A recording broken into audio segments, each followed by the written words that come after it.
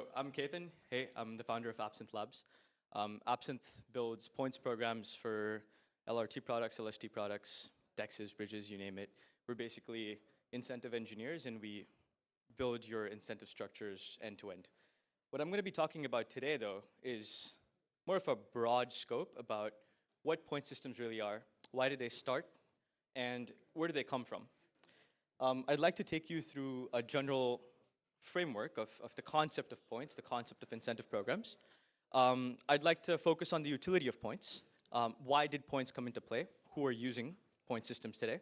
And then finally, let's study some practical applications of what points do for Web3 in particular. So ideally, in the next 20 minutes, if you didn't know what points did in the Web3 ecosystem, you will know what points do. You should have about an 80-20 understanding of how points are helping the Web3 ecosystem today. And toward the last 2 minutes, I'll get some free advertising about what Absinthe does and how maybe if there's some projects who want to do points, we'll help you out. So the beginnings of points incentive systems really stems from networks and large-scale platforms which not only leveraged the fact that they had monetary incentives to continue having interactions and transactions stored within a siloed ecosystem, they also had partners outside of the verticals that they were operating in to incentivize cross-platform transactions. And quickly realizing that they needed value to be siloed, not within their own ecosystem, but between sets of ecosystems. Very good examples are airline platforms and credit card platforms, which actually allowed users to create a faux cash, a setup that users could actually hold value within these platforms to use, again, with partners of that platform.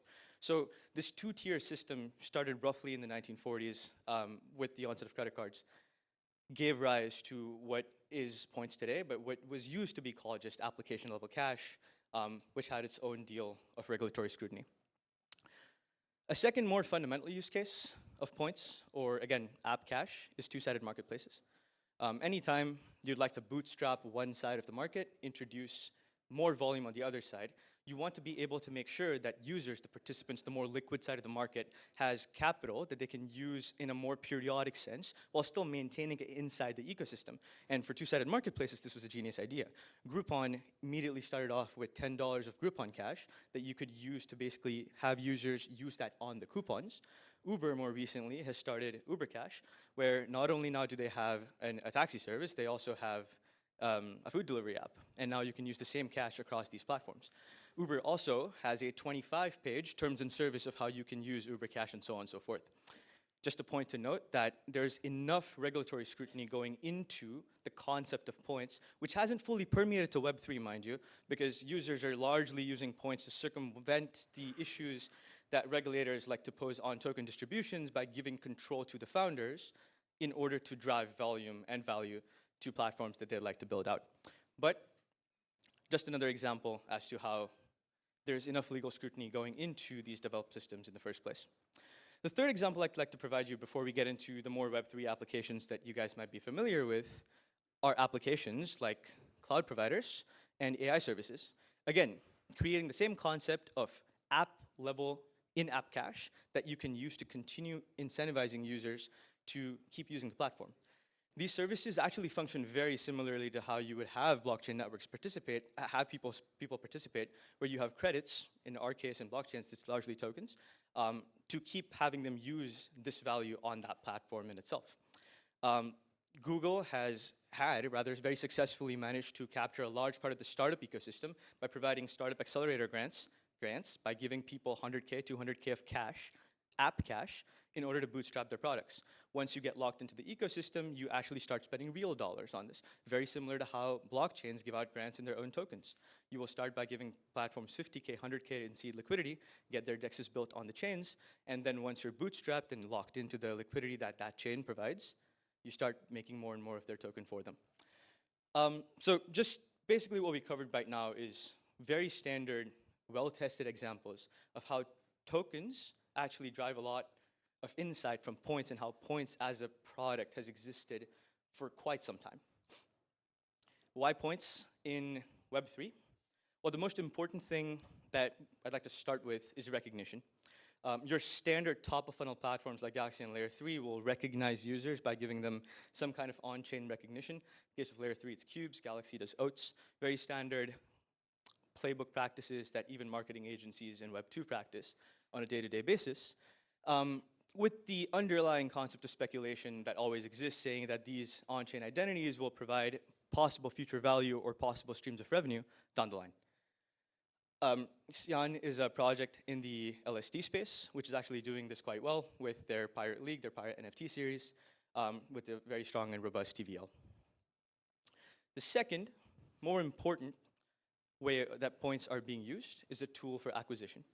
The biggest examples that we see are, of course, the Blast L2 hype, where network effect allowed for users who came in early to take 90–95% of the benefits.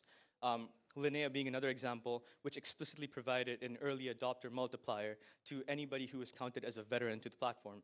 Again, just to illustrate that there are a lot of flexibilities that are offered to founders and founding teams when it comes to setting up points programs, such that they can direct effort in ways that they would like to.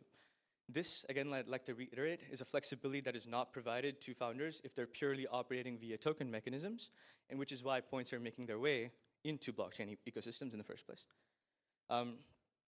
Inception LRT is a great example of this. The totem system gives you a 5x bonus on every LST pool that you participate in, and then there's a viral loop setup that is in place to give any referee a 20% bonus of the user that gets referred. So now I am incentivized to refer people who have a lot of capital, and so on and so forth. This is stuff that we basically start productizing at Absinthe, and it's a very good example of things that you could immediately be able to launch in a matter of days with the right team. And retention is something that I'll largely skip on right now, but it's a very obvious one. Siloed point ecosystems obviously want users to stay on the platform as much as possible. Having a point system allows for high-value LPs and people with a lot of capital to continue using that platform that is prioritizing them with points, as opposed to another platform which is not giving them special treatment. Although we'd like to think that this is not the case, participants in DeFi are very sensitive to this sort of politics, and it's equally important to keep in mind that valuing users goes a very long way. So we talked about the standard pyramid, standard Web2 playbook. We talked about retention, but before retaining them, you have to acquire them. Before acquiring them, you have to recognize them. But in Web3, there's a fundamental underlying effect which points provide that Web2 does not offer, which is economic speculation around this. And this is no news. Very important and a parallel to what we talked about with Galaxy and Zeely and Layer 3 top-of-funnel platforms is simply elevated status. Gamifying this entire process, every points program having a leaderboard set up in place with an activity feed on the right, continuing to fuel more and more users into the platform by closing these viral loops, which used to be on the span of days, but now you're expected to get instant gratification on the span of minutes, if not seconds, for where you want to see immediate feedback of the actions you're participating in, with highly economic products with a lot of money riding behind them, which just goes to show how much the ecosystem is gamified.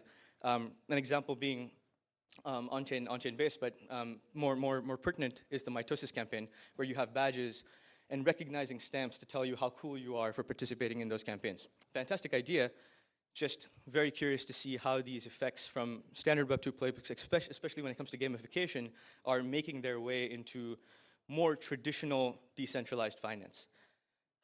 Elevated service is another very important example when it comes to points. Points do not always need to convert to token.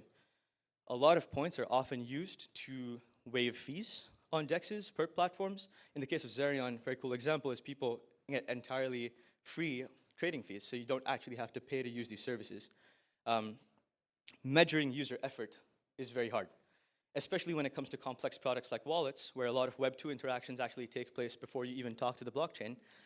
Understanding and recognizing which users to serve is another hard problem. You don't want to reward points to anybody who shows up to your platform, but if a Uniswap power user with 10 million in TVL across 16 wallets shows up to your platform, you probably do want to reward them points. You maybe want to give them more points than somebody else. And these are, again, standard applications from a history of knowing how to do points and rewards that we're seeing being implemented in some very standard and robust Web3 services. The third, I'd say second most important or second most popular way that points are used these days is providing access to value accrued. This is something that Tally was talking about a little bit ago. But the idea is to offer a revenue stream to users without necessarily giving them ownership. What that means is, usually with token distributions and token ownership, the user would have access to equity, ownership in the platform, along with a source of revenue. But that doesn't necessarily have to be the case. With points, with an off-chain recognition and ledger, if you will, although it's not decentralized yet, of who is most valuable to the platform, you can actually redistribute fees based on the participation in these networks. Something that Blast L2 is doing even today, although they do plan to distribute an airdrop based on this data. And then Optimism's Retro PGF is another less granular, yet equally prominent example of using off-chain data and social coordination to make sure that the participants in a network with a token already having been launched can still leverage speculation to distribute value that they're earning. And this is something that we're quite familiar with. The fourth, the most important, the most common use case of points is distributing access to value created. In other words, a token generation event or an airdrop, where points serve as a very robust and founder-controlled proxy of ownership. The team gets control over who gets what. There are changes that projects make, not just before the beginning of a quote-unquote points program or season, but also continue to make changes throughout as they tweak and change these rules to make sure that the project actually ends up becoming a sustainable one and achieve long-term growth. And that really brings me to my core point, which is a lot of projects nowadays are focusing on narrative as a core tool to grow their user base. A lot of times, at least in the past 3-4 years in crypto, a core user base was something that was quite coveted, sought for and worked hard for, and then value was distributed to your core user base after having achieved one with limited speculation. Now, projects pre-funding or after a single round of funding use narrative as a growth tool. This is a very fundamental shift in the way that projects have been evolving and growing so far, and it enables bidding for attention, which is a fantastic tool. But what that also says is that projects have to tactfully curate who their community ends up becoming. If you're using narrative to grow your core user base, you better be damn well sure that the people you're bringing in don't end up entirely consisting of mercenary capital, that they actually allow your project to sustain for 2-4 years, whatever your timeline is, that you actually manage to make a couple of funding rounds before TGE, that perhaps you actually want to grow a network out of it. And with no core user base, you will use your narrative to indeed execute on this, and points are a wonderful way to do that. This is usually the responsibility of the CMO. It's the responsibility of the growth team. And if your first choice is to purely do social farming and questing, it ends up becoming a very tough future for you. So TLDR, Absinthe is a no-code solution that helps you build points programs with no code required. Everything that I've covered in this talk, we provide as features, and we help you launch these systems end-to-end. We've been focusing on looking into specific verticals, making sure that we have the tools to support you, and most importantly, we want to make sure that that drop-off that comes in after points are turned off are something that you will probably not incur. This comes in from being part of an Absinthe affiliate network, where we make sure that even after you stop working with us, we will continue to support you, and we will continue to provide users to you via a network setup. More on that on DMs. Let's chat, hopefully, but I hope that was insightful, and thank you very much.